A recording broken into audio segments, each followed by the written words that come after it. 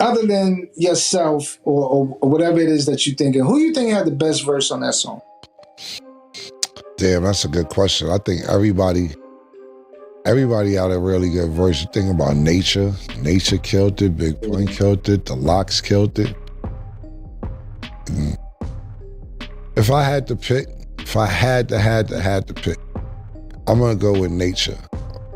Only reason I'm going with Nature is because he went first, and it's a lot of names outside of Nature that had successful careers on that song, to where Nature didn't really have that big a career outside of the mixtapes and being on a few Nas features, etc.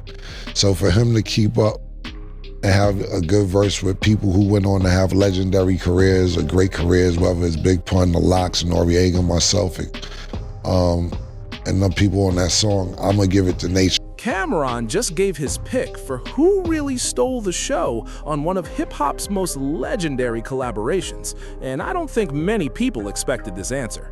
For years, fans have debated who had the best verse on that record. You had Jadakiss, Styles P, Big Pun, Nori, and even Cameron himself, all on the same song. Most people would assume one of the biggest names walked away with the crown. But in this clip, Cameron went in a completely different direction and named the rapper he believes outshined everybody. He didn't choose Jadakiss, he didn't pick Big Pun, and he definitely didn't give the nod to himself. What makes his answer even crazier is the reasoning behind it. He wasn't only looking at who had the sharpest bars, he focused on who came in with the most pressure, who had the least recognition, and who still held their own next to some of the greatest lyricists ever.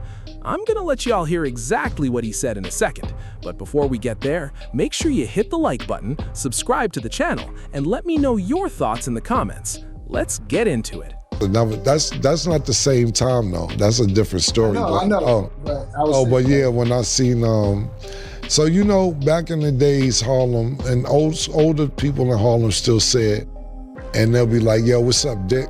And my man Mo Sticky still says that to people, like, "Yo, what up, Dick?" It's no offense by it. That's just older people in Harlem slang.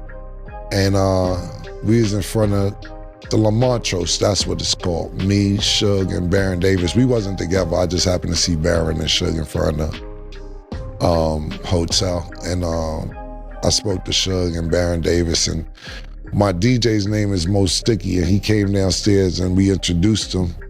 And I don't think Mo paid attention to who he's talking to, and he just turned around and gave Suge a 5 and was like, "Yo, what up, Dick?" And Suge just looked at him like, "What?"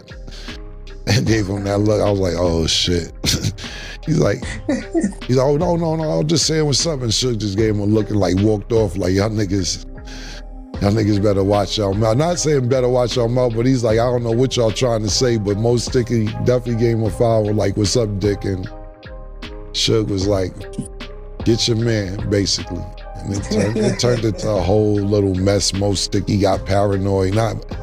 Then the security we was with got paranoid, said we need to change hotels and all type of shit. Y'all called Suge Dick and all type of shit. But he didn't mean it. He didn't mean it in a bad way. That's just like old school slang. But yeah, that was pretty much the gist of that story. I don't want to get into too much more of that because it wasn't nothing. Yeah. You was on Banned from TV, a classic track. Noriega featuring Nature, Kissing Styles, yourself, Big Pun.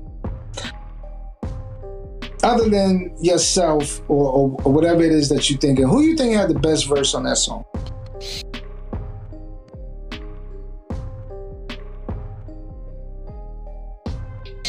Damn, that's a good question. I think everybody had a really good verse. You think about Nature. Nature killed it. Big Pun killed it. The Locks killed it. If I had to pick, if I had to pick, I'm gonna go with Nature. Only reason I'm going with Nature is because he went first, and it's a lot of names outside of Nature that had successful careers on that song, to where Nature didn't really have that big a career outside of the mixtapes and being on a few Nas features, etc. So for him to keep up and have a good verse with people who went on to have legendary careers or great careers, whether it's Big Pun, The Lox, Noriega, myself, and the people on that song, I'm gonna give it to Nature only because he's not a name that everybody recognizes, and I think he did more than hold his own on the track.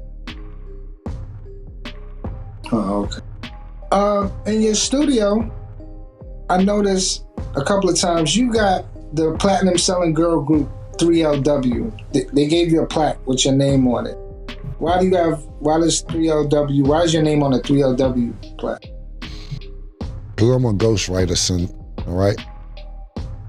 I'm the ghost that writes. All right. But, nah, sorry, I was reading something. I was about to get more intricate. Yeah, basically, I was signed to Epic Records after my first deal. My second album did Epic Records, and they was on Epic, and they needed a rap part. I didn't write the R&B part of the song, but they needed a rap part for the song. My man Dave McPherson, who was the president or whatever his title was at Epic at the time, asked me to do it. I wrote it. It went platinum, and the rest is history. It isn't really a big story behind it, to be honest with you. I wrote for a lot of different people, but that song ended up being really successful for them. And yeah, like I said, shout out to Dave McPherson, Epic Records. They need a rap part. I wrote the rap part for Shorty, and the song ended up going platinum, and that's pretty much it. What I took away from this whole discussion is that being the biggest star doesn't automatically mean you had the best performance. That's really what made Cam'ron's answer interesting to me. He didn't go with the popular choice based on name value or reputation. He judged the verse itself. And honestly, hip-hop needs more conversations like that. Too many debates end up being about popularity instead of the music. It's also why these classic records never get old. Every time you revisit them, you hear something different. One listen and you might say Jadakiss had the best verse. Another time you might lean toward Big Pun. Then, after hearing Cam'ron's explanation, you could start looking at Nature differently. That's why legendary collaborations stay alive for so long. They keep giving fans new things to debate. Another thing I respected was how much credit Cam'ron gave everybody on that record. He didn't have to tear one artist down to praise another. He acknowledged everyone involved before explaining why he felt Nature deserved more recognition. That's a pretty mature way to talk about hip-hop history.